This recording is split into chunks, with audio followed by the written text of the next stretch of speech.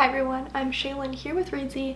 It is halfway through NaNoWriMo, so today I'm going to be doing a NaNoWriMo pep talk. So I'm participating in NaNoWriMo myself this year. So as a first point, I think that's a great place to start. If you're feeling kind of low and not as excited about the task as you were back on the 1st of November, take a moment and actually think about how you felt at the start of this event. Think about how exciting it was to update your word count for the first time and to start your project, and see if you can kind of bring back some of that energy. It's totally normal with a month-long challenge like this, especially one that's fairly intense like this, for your excitement to kind of wane, especially in the middle. The middle of NaNoWriMo is hard because you've lost the momentum of the beginning, you haven't yet gotten to the momentum of the end, so it really is the most difficult part. Plus, at this point, you're probably past the kind of beginning of your book, which is often the most energizing and exciting and fun to write. You're into the middle of your book, which can often be a lot more difficult to write. So it's totally fair to feel less energized than you were at the beginning. If it is your goal to complete and win NaNoWriMo and write the 50,000 words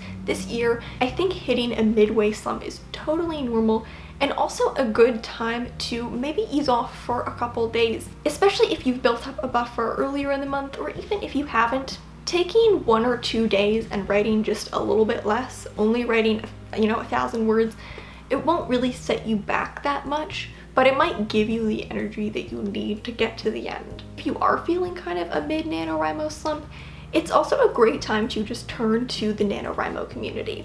I guarantee you that there are other people feeling kind of just the same as you are, however it is you're feeling about this. Turning to, the NaNoWriMo forums, usually they're a very active place of discussion, and I'm sure that you can find other people who are feeling kind of the same as you. Talking about writing without actually having to do some writing can really be the motivation that you might need. I find later in the month, it's helpful for me to think about the things and the strategies that I used to get excited for my project before I started writing it. You know how in October when you're planning, or I didn't do much planning, but when you're planning for NaNoWriMo and you're kind of thinking about starting, there are a lot of things that you use to kind of hype yourself up for the task. For me, I start listening to my playlist for the project. I'm a very music driven writer, and I listen to music pretty much always when I'm writing. So I always start in October pretty much listening only to my playlist for that specific project. I might, do a bit of character development work, or read over my notes, or read books that are similar to my project to inspire me, and usually that gets me in a really great headspace. So if you feel like you've kind of lost a bit of excitement, try to think about what you were doing back in October to get really excited about your project, and see if you can build that into your month. Ultimately though, with a long challenge like this, it's okay to have bad days and just have to push through them. I think outside the context of NaNoWriMo, a lot of the time if we're having a bad day of writing, we might just not write that day. But NaNoWriMo, the whole kind of beauty of it is that it encourages you to keep working at your project and keep chipping away at it, even on those days where it's not working. And sometimes it feels really difficult. Sometimes writing 1,700 words is super easy. Sometimes it feels incredibly difficult. The incredibly difficult days are kind of what it's built on, but sometimes those really difficult days of writing are days where you just have to get a difficult scene out of the way to kind of pave the way for something that's going to be really fun and delightful to write later on. This is also the point in the month where a lot of people start to feel like they don't have a chance at winning, and that can be a little demoralizing. But if that's happening to you, that's completely okay. I think I talked about this in one of our NaNoWriMo prep videos, but if at this point you realize there's just no way you can win, that's all right. But what I'd recommend doing would be to reevaluate and make a new goal, rather than to just give up entirely. If you do start this challenge, finishing it in some capacity is going to be really satisfying at the end of the month. Personally, the way I'm doing NaNoWriMo this year is that I've just challenged myself to write every day, no matter the amount. I'm not really worrying about the 1,700 words, since I just don't think it's really feasible for me in my writing process. So I've just challenged myself to write every day. I think this is a great compromise. If you get halfway through the month and you realize, I'm not going to be able to write 50,000 words at all, that's not happening, just challenge yourself to write every day. It's okay if you do not win. There's literally no consequence if you do not win. But the personal satisfaction of actually writing until the end of the month and achieving kind of your revised goal is probably going to be a lot more satisfying than if you give up. Sometimes I find when I'm really low on a project, I like to take a day off from drafting and just read over what I've written.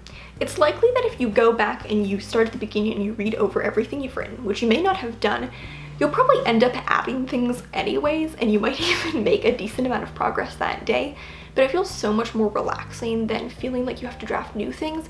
And for me, this pretty much always re-energizes me for the project. It gets me excited about it again. I get to see the thing that I've been working on. So I would definitely recommend giving that a try. If you feel like you need a day off, but there's something in your brain that feels bad about taking a day off, take a day to read your book over, add things here or there, flush out a description. You'll probably still add words and make progress, but it still gives you a bit of a break. It's good to keep in mind that NaNoWriMo is a completely personal challenge, and whatever you've got to do it. If you need to quit, that's okay. If you need to take a break, that's okay. If you need to switch to a different project, that's okay. If you need to take a couple days off or a week off, that's okay. There's no consequence for losing. There's no consequence for bending the rules. This is just here to benefit you. So do whatever you need to make the most out of it, even if it doesn't mean completing NaNoWriMo in its traditional form. But if you're really set on completing NaNoWriMo in its traditional form, which is totally fair and a very fun motivational thing, if it's what you set your mind to, it's completely normal to be feeling a little tired right now. My guess is that that end of the month burst of energy will kick in sometime next week, and you'll be nearing the end and it's the home stretch. This really is the most difficult part. The beginning of week 3 of NaNoWriMo is, in my experience, the most difficult part. Kind of late week 2, early week 3 is, in my experience, always the hardest part of NaNoWriMo. Once you get past there, I don't know, the sky's clear and it really is a bit easier to the end. I would love to hear how you're doing with NaNoWriMo. As I'm filming this, it's just the beginning of the month, so I don't really know where I'll be at later in the month. I hope I'm doing okay. I hope I haven't lost my mind yet at that point in time, but please let me know how you're doing, and we can just have a chat about whatever our current NaNoWriMo woes are. Thank you guys so much for watching. Remember to subscribe and turn on notifications so you don't miss any new videos from us. We've got new writing, editing, and publishing tips every Tuesday and Friday. Until next time.